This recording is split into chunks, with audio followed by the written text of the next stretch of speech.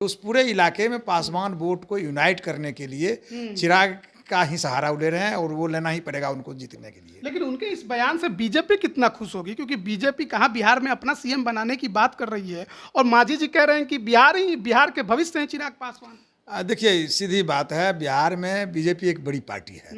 BJP RJD इस तरह की पार्टियों को अंडर एस्टिमेट हम नहीं कर सकते हैं। बीजेपी मजबूत है, इसके बाद भी अलायंस का सहारा उन्हें चाहिए ही। तो भविष्य तो रहेगा बिना किसी एक सपोर्टर का, एक बड़ी पार्टी का या फिर एक बड़े सेक्शन के वोट के बिना बीजेपी को भी दिक्कत होगी। चुनाव है, चुनाव में तो वो चाहेंगे कुछ ऐसी बात बोलें जो वोट अधिक से अधिक मिले, वो ये सब समीक्षा बाद में होगी। और बड़ी पार्टी है बीजेपी, कौन भविष्य बनेगा उनके साथ नहीं बनेगा वो तो बीजेपी बाद में तय करेगी। बिल्कुल, तो चिराग की अब इतनी लोकप्रियता है कि वो बिहार के भविष्य बन रहे हैं।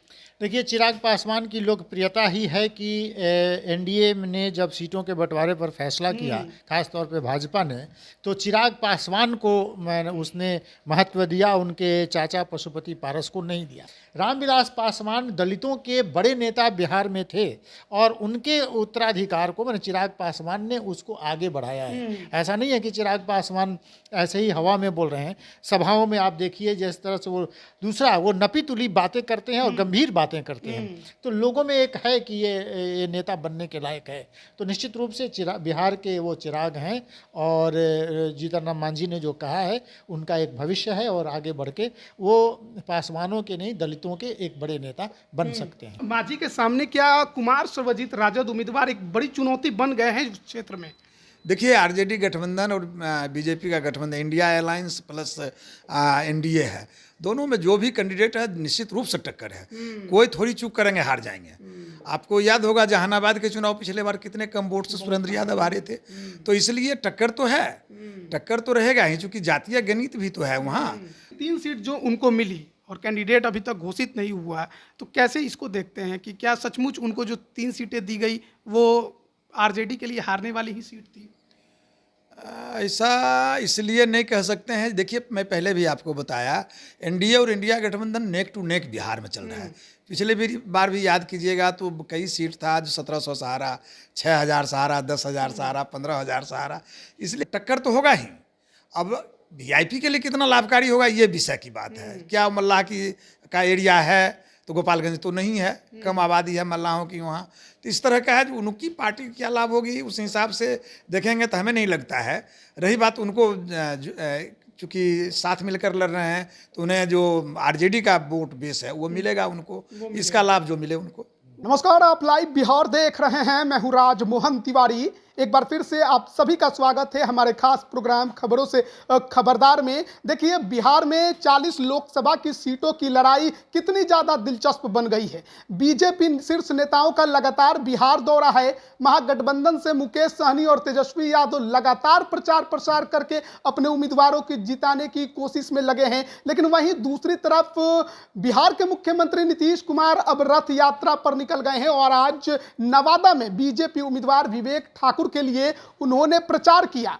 लेकिन सभा जो वहां पर हुई उसमें उनका जो संबोधन रहा वो सीधे तौर पर लालू परिवार पर निशाना साधता दिखाई दिया। लेकिन इसके अलावा आज गया में जीतन राम मांझी ने चिराग पासवान को लेकर जो बयान दिया है वो बिहार की सियासत में भी सबसे ज़्यादा चर्चा का विषय है। और बीजेपी उनके इस बयान से कितना खुश होगी ये भी सोचने वाली बात है, क्योंकि उन्होंने चिराग पासवान को बिहार का भविष्य बताया है। तो इस पर चर्चा करेंगे। हमारे साथ 2 वरिष्ठ पत्रकार मौजूद हैं। एक तरफ रवि रंजन जी हैं, दूसरी तरफ कुलभूषण जी है। कुलभूषण जी से शुरुआत करेंगे। सबसे पहले जीतन राम मांझी के बयान पर हम जाएंगे। बिहार के पूर्व मुख्यमंत्री गया से इस बार एनडीए के उम्मीदवार हैं और चिराग पासवान उनके लिए प्रचार करने पहुंचे थे, मंच पर वो भी थे और उन्होंने जिस तरीके से उन्हें बिहार का भविष्य बताया, क्या इशारा है?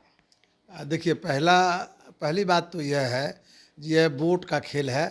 वोट चाहिए और पासवान वोट, नो डाउट, इसमें कोई शक नहीं है। पासवान वोट चिराग के साथ मेजर वोट हैं। हो सकता है कहीं टूट हो, तो चिराग के गुणगान किए बगैर पासवान वोट को साधना बड़ा मुश्किल है। दूसरी बात है, जो वो पूरा बेल्ट जो है कभी वो नक्सल प्रभावित रहा है, लेफ्ट का रहा है, तो यदि वो चिराग को नहीं साधेंगे यदि उस चिराग के बहाने पासवान को नहीं जोड़ने की कोशिश करेंगे तो उन्हें दिक्कत होगी। तो इसलिए हमें लगता है जीतन राम मांझी ने सटीक टारगेट किया है और चिराग पासवान को भविष्य बताया है। दूसरी बात है जो आने वाला समय में जिस तरह से चिराग पासवान युवा नेता हैं तो वो तो हैं ही, बिहार की राजनीति में उनके लंबी पारी खेलनी है। तो जीतन राम मांझी माइनस चिराग बहुत दूर तक नहीं चल सकते हैं, उन्हें सहयोग लेना ही पड़ेगा। और कुल मिलाकर यह कहिए जो उस पूरे इलाके में पासवान वोट को यूनाइट करने के लिए चिराग का ही सहारा ले रहे हैं और वो लेना ही पड़ेगा उनको जीतने के लिए। लेकिन उनके इस बयान से बीजेपी कितना खुश होगी, क्योंकि बीजेपी कहाँ बिहार में अपना सीएम बनाने की बात कर रही है और मांझी जी कह रहे हैं कि बिहार के भविष्य हैं चिराग पासवान। देखिए सीधी बात है, बिहार में बीजेपी एक बड़ी पार्टी है। बीजेपी आरजेडी इस तरह की पार्टियों को अंडर एस्टिमेट हम नहीं कर सकते हैं। तो बीजेपी मजबूत है, इसके बाद भी अलायंस का सहारा उन्हें चाहिए ही। तो भविष्य तो रहेगा बिना किसी एक सपोर्टर का, एक बड़ी पार्टी का या फिर एक बड़े सेक्शन के वोट के बिना बीजेपी को भी दिक्कत होगी। तो इसलिए बीजेपी हम समझते हैं जो इस चुनाव में इसे बुरा नहीं मानेगी और वो चूँकि उनका एलाइज भी है तो भविष्य तो है ही। आज के समय में जो राजनीति देश में चल रही है, बिना अलायंस की राजनीति हम सोच नहीं सकते हैं। केंद्र में सोच सकते हैं, न राज्य में सोच सकते हैं। इसलिए ये हमें नहीं लगता है जो बीजेपी को असहज करेगा। बीजेपी से पॉजिटिव ही लेगी और चुनाव है, चुनाव में तो वो चाहेंगे कुछ ऐसी बात बोलें जो वोट अधिक से अधिक मिले। वो ये सब समीक्षा बाद में होगी और बड़ी पार्टी है बीजेपी। कौन भविष्य बनेगा उनके साथ नहीं बनेगा वो तो बीजेपी बाद में तय करेगी। बिल्कुल। तो चिराग की अब इतनी लोकप्रियता है कि वो बिहार के भविष्य बन रहे हैं। देखिए, चिराग पासवान की लोकप्रियता ही है कि एनडीए ने जब सीटों के बंटवारे पर फैसला किया, खास तौर पे भाजपा ने, तो चिराग पासवान को उसने महत्व दिया, उनके चाचा पशुपति पारस को नहीं दिया। क्योंकि बीजेपी जानती है कि चिराग पासवान पासवानों के नेता बन चुके हैं, वो पॉपुलर हैं। खास तौर पे पासवानों ही नहीं, दूसरी जाति के जो यूथ हैं उनके भी नेता चिराग पासवान बनते जा रहे हैं। तो चिराग पासवान को अगर उनका सहारा जीतन राम मांझी लेते हैं तब भी, और बीजेपी को भी इसमें कोई मुश्किल नहीं है, क्योंकि बीजेपी भी जानती है कि अगर पासवानों को अपने साथ रखना है तो चिराग पासवान सबसे ज़रूरी नेता उनके लिए हैं। तो पशुपति पारस को इसीलिए किनारे किया। पशुपति पारस का समय खत्म हो गया, रिटायरमेंट उनको दे दिया गया। प्रिंस राज जो उनके भतीजे हैं उसमें वो तेज़ नहीं है जो चिराग पासवान में है। रामविलास पासवान दलितों के बड़े नेता बिहार में थे और उनके उत्तराधिकार को मैंने चिराग पासवान ने उसको आगे बढ़ाया है। ऐसा नहीं है कि चिराग पासवान ऐसे ही हवा में बोल रहे हैं। सभाओं में आप देखिए जिस तरह से वो नपी तुली बातें करते हैं और गंभीर बातें करते हैं, तो लोगों में एक है कि ये नेता बनने के लायक है। तो निश्चित रूप से बिहार के वो चिराग हैं और जीतन राम मांझी ने जो कहा है उनका एक भविष्य है और आगे बढ़ के वो पासवानों के नहीं दलितों के एक बड़े नेता बन सकते हैं। एक समय था जब महागठबंधन में थे जीतन राम मांझी और उस समय उन्होंने तेजस्वी यादव को काउंटर करके कहा था कि उनसे ज़्यादा पढ़ा लिखा तो उनका बेटा है। तो जब तेजस्वी यादव जो 9वीं फेल है वो सीएम बन सकते हैं तो उनका बेटा क्यों नहीं? तो माना जाए कि अब उन्होंने चिराग पासवान के पीछे कर दिया है अपने बेटे को। हाँ, ये आप कह सकते हैं। मांझी भी अब जानते ही होंगे कि मैंने मुख्यमंत्री बनाना, अपने उनके बेटे को मुख्यमंत्री बनाने के लिए उनके पास उतना बड़ा जनाधार नहीं है। और चिराग पासवान एक पॉपुलर, मैंने उनके बेटे से तो ज़्यादा पॉपुलर ज़रूर हैं और जीतन राम मांझी इन चीज़ों को समझ रहे हैं। और वहाँ तो गया में, जैसा कि कुलभूषण जी ने कहा, गया में पासवान जाति के जो वोटर हैं वो हमेशा प्रो नक्सल उनके साथ रहे। तो वो उन वोटरों को अपनी तरफ करने के लिए चिराग की तारीफ में अगर कसीदे नहीं पढ़ेंगे तो उनको वो नहीं मिलेगा। तो एक और बात देखने को मिली थी कि जीतन राम मांझी का गया में काफ़ी विरोध भी हुआ था। कुछ लोगों ने मिलने से मना कर दिया, कुछ लोगों ने वहाँ से मुर्दाबाद के नारे लगाकर उन्हें हटा दिया। तो क्या जो विरोध हो रहा है उसे भी साधने की कोशिश है कि पक्ष में लोग रहें, ज़्यादा विरोध ना हो? देखिए राजमोहन जी, सबसे बड़ी बात है विरोध के कई कारण हैं। एक पॉलिटिकल कारण है, विरोधी करवाते भी हैं और खुद भी जनता आक्रोश में है। सबसे बड़ी बात है जो आखिर ये विरोध में कई जगह, कई कंस्टिट्यूंसी में देखेंगे आप, मुंगेर में है, बेगूसराय में है, गया में है और कई जगह। ऐसा नहीं है जो कोई बीजेपी का हो रहा है और दूसरे दलों का भी हो रहा है। मेरा कहना है जो वो अनरेस्ट जनता के बीच है। जनता के मूल एजेंडा जो है भ्रष्टाचार है, उन्हें कार्यालयों में धक्का खाना पड़ता है, कोर्ट कचहरी में दौड़ना पड़ता है, उनका कोई सुनने वाला नहीं है। वो आक्रोश जनता में है, चिंगारी जहाँ लगती है तो धधक पड़ता है। तो हम समझते हैं जो जीतन राम मांझी के खिलाफ भी यदि वहाँ लोग सड़क पर आ गए तो वो कहीं न कहीं जनता के बीच का आक्रोश है। इसको वो आक्रोश चाहते हैं जीतन राम मांझी के द्वारा सॉल्व कर लिया जाए। यदि जीतन राम मांझी सॉल्व नहीं करेंगे तो देखना ये होगा कि क्या वोट में ये कन्वर्ट करेगा कि नहीं करेगा, वोट उनको देता है कि नहीं देता है। पिछले चुनाव का अनुभव है जो वो विरोध की तरह रह गया था। यदि यह लार्ज स्केल पर होता है तो खतरा हो सकता है, लेकिन पिछले बार ये देखने को नहीं मिला खतरा। मांझी जी पिछले बार हार गए। हाँ हार गए वो, हाँ हार गए। तो वो फिर उनके लिए चेतावनी है। यदि उनके इलाके में काम नहीं हुआ है तो इसका मतलब है जो वो समझें इसको, वो जनता को एड्रेस करें कि नहीं ये गलती हुई है, हम काम करेंगे। तो ये खतरा भी है और ये वोट में फाइनली कन्वर्ट कर जाए। देखिए जातीय गणित के अनुसार वोट हो रहा है, निश्चित रूप से जनता में परेशानी है, उसके वजह से भी वोट इधर उधर होता है। विरोध में लोग वोट, सत्ताधारी के विरोध में वोट करते हैं। लेकिन आमतौर पर होता यह है जो लोग जात के नाम पर वोट करते हैं, धर्म के नाम पर वोट करते हैं, वैसे में गाली दे के भी वोट देते हैं। कई पटना के कंस्टिट्यूंसी में देखा गया है जो कैंडिडेट को गाली नहीं दिया गया बल्कि बेइज्जत किया गया और मालूम हुआ अंतिम में जीतता है तो 50,000, 60,000, 80,000 वोट से जीत जाता है। तो ये इसको नेताओं को चाहिए कि जनता के यदि अनरेस्ट है, क्या कारण है, उसको वो सोचें, देखें और उसको दूर करें। जीतन राम मांझी के सामने क्या कुमार सर्वजित राजद उम्मीदवार एक बड़ी चुनौती बन गए हैं उस क्षेत्र में? देखिए आरजेडी गठबंधन और बीजेपी का गठबंधन, इंडिया अलायंस प्लस एनडीए है, दोनों में जो भी कैंडिडेट है निश्चित रूप से टक्कर है। कोई थोड़ी चूक करेंगे हार जाएंगे। आपको याद होगा जहानाबाद के चुनाव पिछले बार कितने कम वोट से सुरेंद्र यादव हारे थे।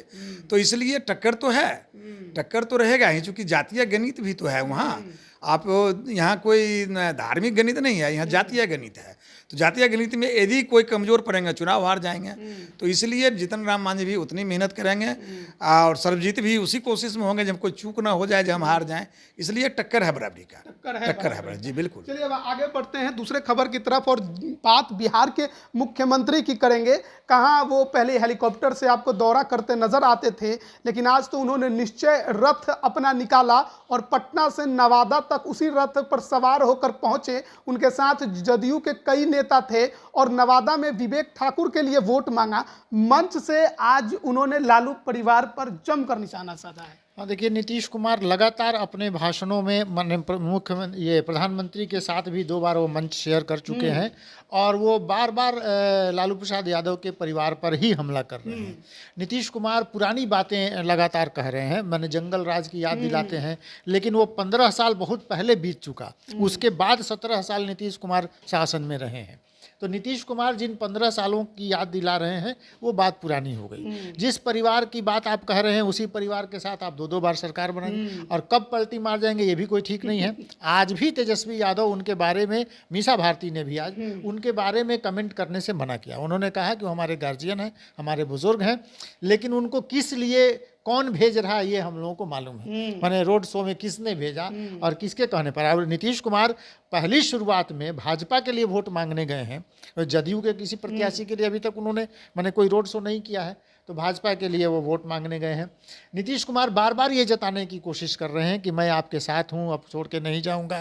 ये नरेंद्र मोदी को अपने और जो उनका जो भरोसा टूट रहा है उसको फिर से वो कायम करना चाहते हैं। और नीतीश कुमार का ये पुराना तजुर्बा है, वो सड़कों पर उतरे हैं, विकास यात्राएं की हैं, विश्वास यात्रा किया है, अनेक यात्राएं की हैं, तो उनको यात्रा का एक तजुर्बा है, उनको मालूम है कि कैसे लोगों से मिलना जुलना होगा। तो नीतीश कुमार उस कवायद में लगे हैं। निश्चित रूप से जब सीएम बाहर निकलते हैं तो उसका असर होता है, उसका असर होगा। लेकिन परिवारवाद पर चोट किया उन्होंने। इसके अलावा मुसलमानों को भी साधने की कोशिश की। अपनी सभा में उन्होंने कहा कि भले ही आप लोग सोचते हैं कि बीजेपी के साथ चला गया, लेकिन याद करिए कि हमने आपके लिए कितना काम किया है। स्वाभाविक है, ये भी तो स्पष्ट है। जो आप हम सब जानते हैं, आप भी रिपोर्टिंग में देखते होंगे, जो मय समीकरण है वो ऑलमोस्ट आरजेडी के साथ है। तो ऐसे कंडीशन में ये तो काम किए हैं। मुसलमानों के लिए इनका भी कम रोल नहीं है। आप देखेंगे कब्रिस्तान की घेराबंदी इनके पीरियड में हुई, जो कब्रिस्तान विवाद के कारण बनता था। तो ये तो याद दिलाएंगे, वोट लेना चाहेंगे। अब रही बात जो इसके लिए मेहनत करना पड़ रहा है, स्वाभाविक है, क्योंकि ये राष्ट्रीय चुनाव है। राष्ट्रीय चुनाव में जो मुसलमानों के प्रति जो परिस्थिति है पूरे देश में, तो ऐसे में मुसलमान यूनाइट होकर यदि वोट करता है तो इनको घाटा होगा। तो ऐसे में ये कोशिश करेंगे जो नहीं, हम मुसलमानों को याद दिलावें अपना काम, हम कोशिश करें भाई हम भी आपके लिए काम किए हैं, इसीलिए वो सड़क पर भी उतरे हैं। रोड शो भी यही कारण है, जब हम कनेक्ट करें अपने आप को जनता से, हवाई जहाज़ से, हेलीकॉप्टर से जाके उड़ जाना, भाषण देना, और जो पैदल जाके, गाड़ी से जाके, तो ये इसका असर पड़ता है। तो ये स्वाभाविक है, मुस्लिम को अपना याद दिला के काम करेंगे। इसीलिए आप देखेंगे पिछले चुनाव में भी कई मुस्लिम बेल्ट में जदयू को लाभ भी मिला था। तो ये कोशिश इनका होगा, स्वाभाविक है, राजनीति इसीलिए लोग करते हैं, कोई साधु संत तो है नहीं। तो और उनका भी प्रयास होगा जो भाजपा के भय दिखाकर वो भाजपा एंटी मुस्लिम भाजपा के कैरेक्टर साबित करके उसके खिलाफ में वोट लेना, तो ये चलेगा। नीतीश कुमार का स्वाभाविक है, वो मुस्लिम को याद दिलाए होंगे। रही बात परिवारवाद को याद दिलाना, इससे कोई बचाव उचा नहीं है। परिवारवाद का शिकार हम समझते हैं सभी दल है। नीतीश कुमार ने कहा कि हम आज तक आपने सुना है मेरे परिवार के बारे में। बिल्कुल, उनका सही कहना है। एक ऐसे लीडर हैं बिहार के जिनको परिवारवाद का आरोप नहीं लग सकता है, लेकिन ओवरऑल जितनी पार्टियां हैं, अपने नहीं तो बेटा है, बेटा नहीं है तो पत्नी है, कोई न कोई है। दरअसल है जो मुद्दा कहीं सामने ना आ जाए, जो गरीब के साथ साथ जो आम लोग की परेशानी है, वो एजेंडा भ्रष्टाचार के एजेंडा है। हम पहले भी आपको बताया, जो कार्यालयों में परेशानी है, जमीन का रसीद कटाने जाइए समझ में आ जाएगा, दाखिल खारिज का क्या हाल है समझ में आ जाएगा।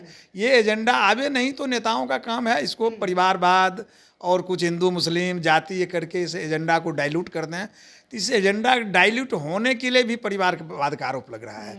अब कई कंस्टिट्यूंसी है जहाँ परिवारवाद पर कोई लीडर चर्चा नहीं कर सकता है, चाहे एनडीए का हो चाहे इंडिया गठबंधन का हो, वो भी कहीं परिवार के लोगों को दिए हैं, तो ये भी इनके भी कुछ लोग हैं। तो इसलिए ये सब कोई बात नहीं है। मेरा व्यक्तिगत मानना है कि जनता की मूल एजेंडा को इन्होंने सामने न आवे, इसलिए इस तरह की बातें करके इसको ओझल में डालना चाहते हैं। एक और लाइन उन्होंने कहा था, मैं इस पर चर्चा करवाना चाहूँगा, क्योंकि अगर हम हारे तो जितना काम किए हैं सब बर्बाद हो जाएगा, सब खत्म हो जाएगा, वही पुराना दिन लौट आएगा। ये वोट मांगने का तरीका है। और आरजेडी का जो कैरेक्टर रहा है उसको ये साबित करना चाहते हैं कि नहीं काम करने वाली पार्टी है, अराजक पार्टी है। तो ये तो बोलेंगे ना, और आरजेडी बोलेगा, जैसे कि तेजस्वी बोलता है जब हमने नौकरी दिया है, तो अपना क्रेडिट लेना चाहता है और डिस्क्रेडिट भी बताता है। अब वो कहते हैं जो ये 17 माह में जितना हम काम किए उतना ये नहीं किए, तो ये तो राजनीति का एक हिस्सा है, वोट मांगने का एक तरीका है, ये सब चलेगा। अब हम समझते हैं जो नहीं बोलेंगे तो बोलेंगे क्या कहेंगे, जो ऑनलाइन सब कुछ हो गया सेवा, क्या कहेंगे जो थाना में केस करना आसान है, क्या कहेंगे जो जाइए ब्लॉक में आपकी ज़मीन की रसीद कट जाएगी, दाखिल खारिज हो जाएगा, ये तो बोल नहीं सकते हैं। तो ये बोलना पड़ेगा, ये बोलना पड़ेगा। इसलिए आखिरी एक खबर ले लेते हैं, और वो है वीआईपी पार्टी की। मुकेश सहनी महागठबंधन में शामिल हुए तो राजद ने अपने खाते की 3 सीट उनको दे दी, जहां झंझारपुर, मोतिहारी और गोपालगंज। तो झंझारपुर और मोतिहारी को लेकर तो कई तरह की खबरें आई। झंझारपुर में गुलाब यादव की भी चर्चा हो गई, 2-4 नाम और अभी तक चल रहे हैं। मोतिहारी में भी बैकवर्ड की सबसे ज़्यादा चर्चा है। लेकिन गोपालगंज जो कि लालू प्रसाद यादव का गृह जिला है, वहां पर वीआईपी किसे उतारने जा रही है? रविरंजन जी, आप क्या जानते हैं इसके बारे में, क्या खबर है? ये वीआईपी ने ये तय किया है कि वहाँ से मनोज राम, माने मनोज कुमार भी मनोज राम भी लिखते हैं, सासाराम के रहने वाले हैं। और सासाराम से पिछली बार लोकसभा चुनाव में वो बहुजन समाज पार्टी के टिकट पर चुनाव लड़ चुके हैं। अब मनोज राम को वीआईपी ने गोपालगंज से उतारने की घोषणा की है और उनको टिकट दिया है। हालांकि वीआईपी ने अभी अपने 3 जो सीट मिले हैं उनको, माने सबका अभी तक उसकी नहीं हुआ है। और आरजेडी ने भी, माने गोपालगंज जो उनका गृह जिला है, उस सीट को भी वो दे दिया, माने वीआईपी को दे दिया। आप सोचें कि महाराजगंज जो उनकी अपनी सीट थी उसको दे दिया, कांग्रेस को दे दिया। ये आरजेडी ने जानबूझकर जहाँ जहाँ पर वो उनको लग रहा था कि हम फंस रहे हैं, माने यादवों और राजपूतों की जो लड़ाई महाराजगंज में एक बहुत बड़ा इशू बन गया था, और उसको लेकर वो जान छोड़ा के भागे वहाँ से कि भाई हम यहाँ से कैंडिडेट ही नहीं देंगे। तो लालू प्रसाद यादव और वीआईपी, माने दोनों ही के पास कैंडिडेट की कमी है। और वो लोग चुन रहे हैं कि जैसा कि कई बार हम लोग इस पर चर्चा कर चुके हैं कि कुछ लेन देन का भी वो रहता है कि जहाँ से कोई कैंडिडेट ऐसा मिल गए कि जहाँ से कुछ प्राप्त हो सके तो ऐसे लोगों को भी टिकट दिया जाता है, लिया जाता है। ये सब बात लेकिन इसकी कोई पुष्टि नहीं है। लेकिन महत्वपूर्ण बात है कि कैंडिडेट की कमी है। अब गोपालगंज में एक दलित उनको देकर अब मुकेश सहनी ने ये दिखाया है कि हम दलितों को भी अब सबको दिखाना देना तो पड़ेगा ही, सुरक्षित सीट है, हाँ ये वो दे रहे हैं। लेकिन मुकेश सहनी खुद नहीं खड़े हो रहे हैं, उन्होंने कह दिया कि वो खुद नहीं खड़े होंगे और ना उनके परिवार का कोई सदस्य खड़ा होगा। तो उनको भी मालूम है कि इस चुनाव में जो सीटें उनको मिली हैं वहाँ से उनको जीत मिलने वाली नहीं है। तो जहाँ से कुछ प्राप्त हो जाए वहाँ उन लोगों को टिकट दे दिया जाए। तो महागठबंधन में मुकेश सहनी आए, एक हम आपसे कमेंट लेंगे कि कितना असर छोड़ेंगे वो महागठबंधन में। तेजस्वी यादव के साथ प्रचार प्रसार तो खूब कर रहे हैं। देखिए सीधी बात है, बिहार में जाति गठबंधन के आधार पर चुनाव ओवरऑल है। हम नहीं कहते हैं कि 100% है, लेकिन ओवरऑल है। अब मान लीजिए उनको 200 वोट है तो 2-4 वोट बढ़ जाएगा, क्योंकि सहनी का 2.60% जिस जाति से सन ऑफ मल्ला मुकेश सहनी आते हैं 2.60% वोट है उनका। और भले ही वो दावा करते हैं जो इस ग्रुप में और कई जातियां हैं जो मल्लाह जाति से ताल्लुकात रखते हैं, तो ये वोट उनको प्लस करेगा, ये वहीं लाभ करेगा जहां ये इनकी संख्या है। तो ऐसे संख्या वाले क्षेत्र हमें तो बहुत आइडिया नहीं है, लेकिन हम जैसे लगता है खगड़िया कुछ इस तरह का नॉर्थ उत्तर बिहार के कई कंस्टिट्यूंस है जहाँ है, तो उनको लाभ होगा। घटे हुए वोट में प्लस वोट तो होगा उनका। तो जो नहीं था वो प्लस हुआ है, इसलिए उनको प्लस ही मानिए। लेकिन 3 सीट जो उनको मिली और कैंडिडेट अभी तक घोषित नहीं हुआ, तो कैसे इसको देखते हैं कि क्या सचमुच उनको जो 3 सीटें दी गई वो आरजेडी के लिए हारने वाली ही सीट थी? ऐसा इसलिए नहीं कह सकते हैं। देखिए मैं पहले भी आपको बताया, एनडीए और इंडिया गठबंधन नेक टू नेक बिहार में चल रहा है। पिछले बार भी याद कीजिएगा तो कई सीट था जो 1700 सहारा, 6000 सहारा, 10,000 सहारा, 15,000 सहारा, इसलिए नेक टू नेक की फाइट है। ऐसा नहीं, आसान नहीं है। बीजेपी के साथ कुछ एज है, उनका हिंदुत्व का असर या फिर जो मोदी का असर है, इसका लाभ उनको मिलता दिख रहा है। तो ऐसे में टक्कर तो होगा ही। अब वीआईपी के लिए कितना लाभकारी होगा ये विषय की बात है। क्या मल्लाह का एरिया है तो गोपालगंज तो नहीं है, कम आबादी है मल्लाहों की वहाँ, तो इस तरह का है। जो उनकी पार्टी क्या लाभ होगी उस हिसाब से देखेंगे तो हमें नहीं लगता है।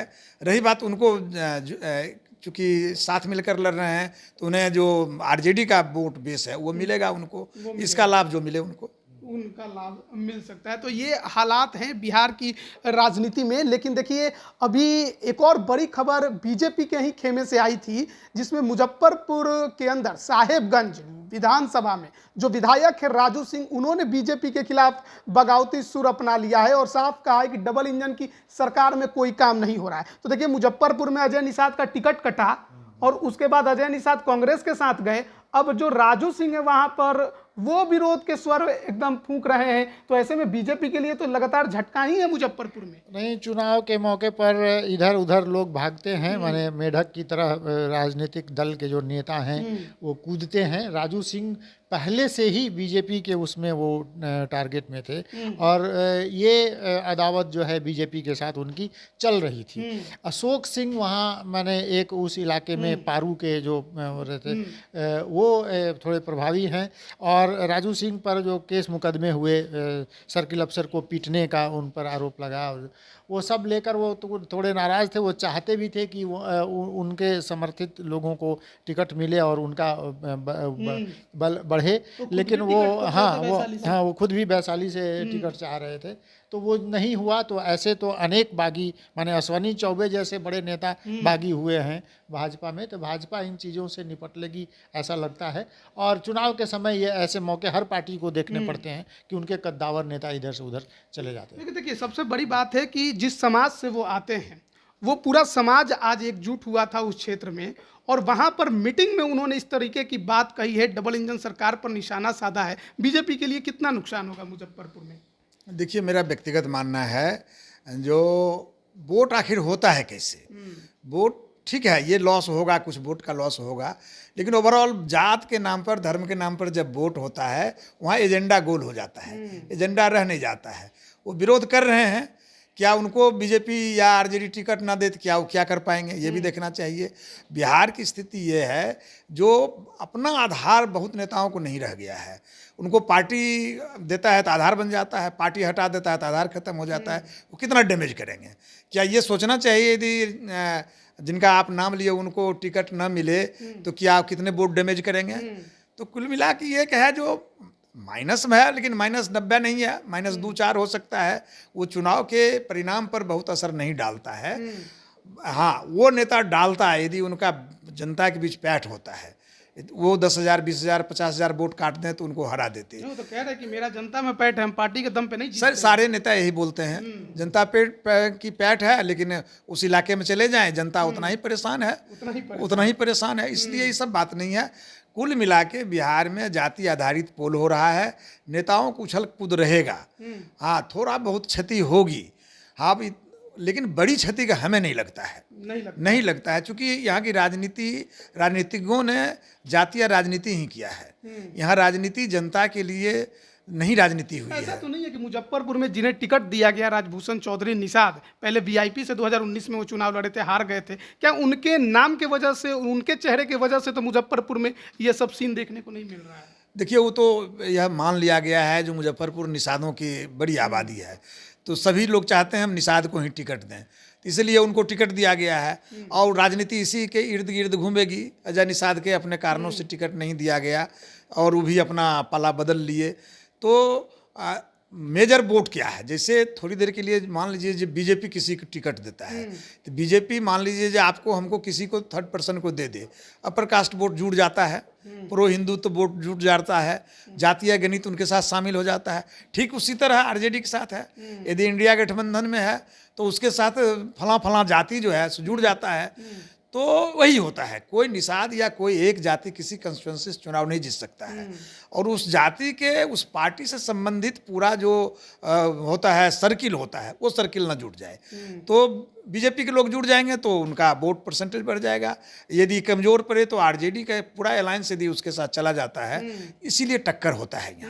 यहाँ जो है जो जातीय जो गोलबंदी है, जातीय गोलबंदी की वजह से टक्कर हो जाता है, तो वही यहाँ भी होगा, वही होगा। बीजेपी के लोग उसी को वोट देंगे, बीजेपी किसी को टिकट दे देगा उसी को वोट मिलेगा। जहानाबाद का आपको याद होना चाहिए, जहानाबाद में किस जात का आधार है, कौन जीत गया पिछले संसद के चुनाव, तो यही बात है। हाँ, और सारे नेता विरोध किए थे जहानाबाद में भी, और जगह विरोध किए थे, लेकिन बहुत फर्क नहीं पड़ा। इसलिए पिछला अनुभव बताता है जो पार्टी का जो हम इसको गिरोह भी कहते हैं, जातीय गिरोह कहते हैं, वो जिधर जाएगा उधर वोट मिलेगा, जिधर नहीं जाएगा उधर वोट नहीं मिलेगा। जस्ट यही है। तो देखिए, बिहार की राजनीति जो है वो पल पल बदल रही है, कब कौन किसके साथ खड़ा हो जाए थोड़ा कहना मुश्किल है।